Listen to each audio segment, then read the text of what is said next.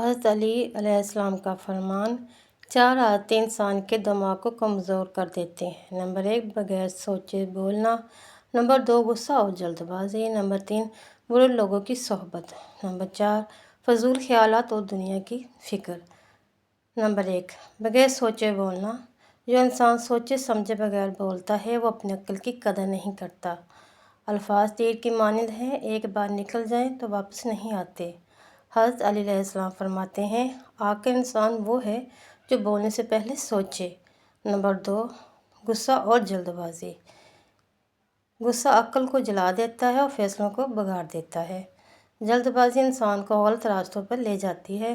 حضرت علی علیہ السلام نے فرمایا: غصہ عقل کو زائل کر دیتا ہے اور صبر ایمان کو مضبوط کرتا ہے۔ نمبر 3، برے لوگوں کی صحبت۔ جس کے ساتھی برے ہوں اس کا دل اور دماغ آہستہ آہستہ زہر آلودہ ہو جاتا ہے۔ صحبت انسان کے کردار اور سوچ اور ایمان پر بہت اثر ڈالتی ہے۔